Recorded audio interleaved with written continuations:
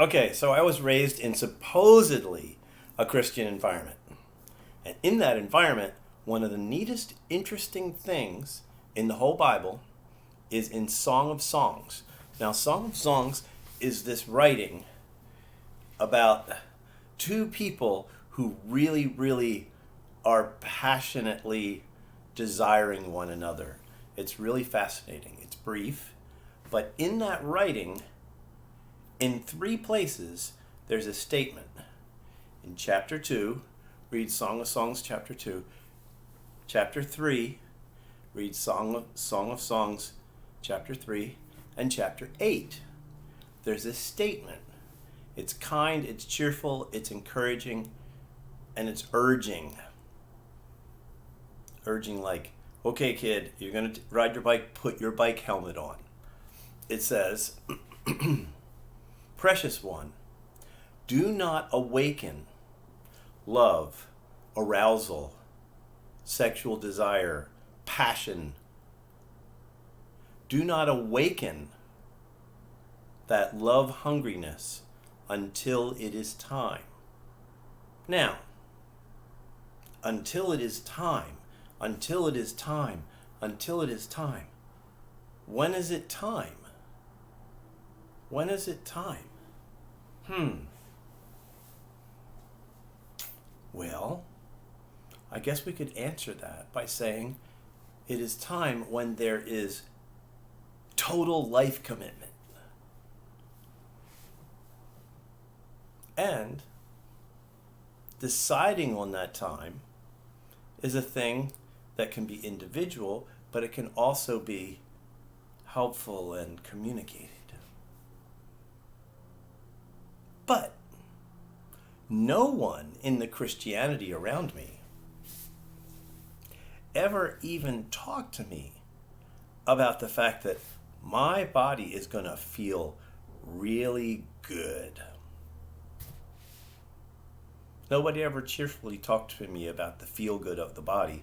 Nobody ever said, well, the reason why mommy wants to jump on daddy's lap and just be close and kiss and stuff is because there's this feel good of the body, and that's how you started. You started in the midst of the feel good. No one ever approached that topic to communicate about it. So,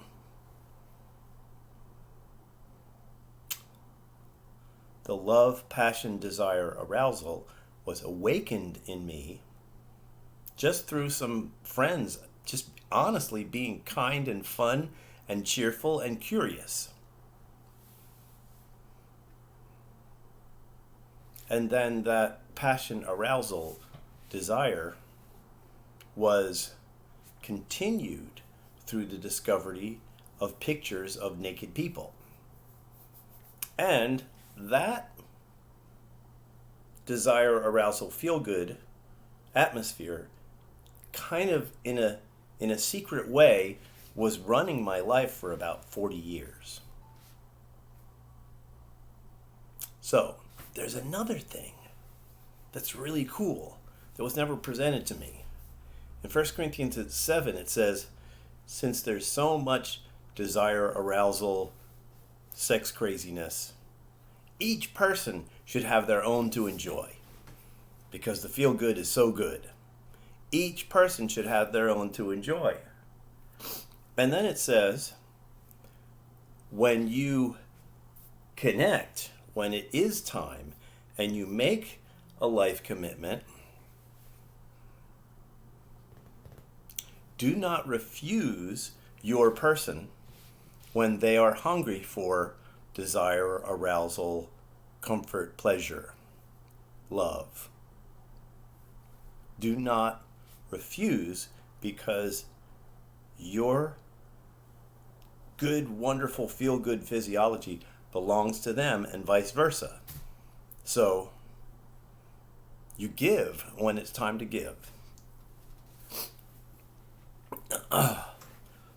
So, those realities in my life really kind of kept me very occupied. My mind was attached to that stuff. And I didn't get any coaching, conversation, cheerful fun, communications, and help from my parents, my elders, my Christianity that surrounded me. But gosh, I mean, when you read some of the details, you realize this is really important. And we should all be talking about this stuff. And it's not any big, strange, unusual deal. It's not like rocket science. It's just a reality. Hey, how's it going? Checking in. And people who decide to walk single like Jesus, to have more miracles, more comfort and rescue of the suffering human family, better eternal benefits and rewards, and just peace, being in the midst of the family, being able to describe how you're doing. Well, my body's going a little crazy this week, or I'm having thoughts and fantasies, but I actually have been called into some amazing directions that caused me to be able to be a miracle. So these are all things that are discussed before our meetings in the home for communion, but I never had meetings in the home for communion, and I never had family honesty times. And these are things that Jesus taught that are just plain cut out. And in the vernacular, that sucks. Because I was a little kid who was a happy follower. I was obedient and kind. And I was surrounded by people that know all about the feel good because they're enjoying it. And they don't even introduce me into the ways of communicating about my own feel good and how things are going. So, this is part of the essence of the brainwashing and the fakeness. And that's why I left Christianity when I was 14. And then after 25 years, God used a very, very fine way of breaking in and showing me that he was real. Messianic prophecies. Hey, it looks like there's only one human being in the whole world who has been predicted in 200 to 300 individual predictive points that all came true in one thing, which is not an earthquake or a government, it's a person. When I began reading that, the writer said, the Spirit who set those predictions in place knows you, your past, and your future. And that one who has visited is a voice that you can follow and test out for your own benefit. That just blew me away. I was like, oh no, the Bible's real. The God of the Bible is real. Jesus is real. Oh no, this is horrible. I hate Christianity. What am I going to do? What are my friends going to say? Oh my gosh, oh my gosh. April 1994, he gave me that revelation just through reading a book. I mean, and my life exploded with fear, amazement. Across 2 months, I was whacked out. I was like, I don't trust any churches. I don't even know where to go to learn from people. And this whole thing is crazy and I'm scared. I'm really scared and freaked out. So, in April 1994, I became aware of the God reality. And then I told him, I don't trust these churches. And he started me on a tour of all the different types of churches and denominations. But what I really got to do was I got to meet all of these interesting people that have a life story and a library and favorite discoveries of truth, both in the Bible and in good teachers. And so I just got this saturation, learning, layers and layers and layers of learning from so many different locations and so many different books and so much Christian history. But then in 2018, God, the sweet one, said to me, no more. No more standard church. No more standard convocations. Now is the time when you must begin to learn how to describe in a happy daddy kind of way, like a Mr. Rogers kind of way, Now is your season. 2018 on. It's been like 4 years. 2018 on, you must begin to learn how to write the happy book, to describe the ways that you've learned. But, I mean, you can go to regular churches, you can go to regular convocations, but only as I call you in.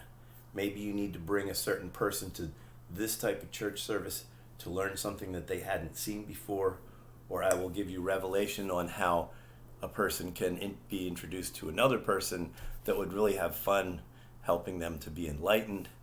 And so I got this now it's just me and you thing from God 2018. And I mean, I had been submitting to pastors and helping and serving in so many different areas, and I had been seeing the goodies that they were carrying and also the areas where they were just dropping the ball on raising their children. And their children were like literally going crazy,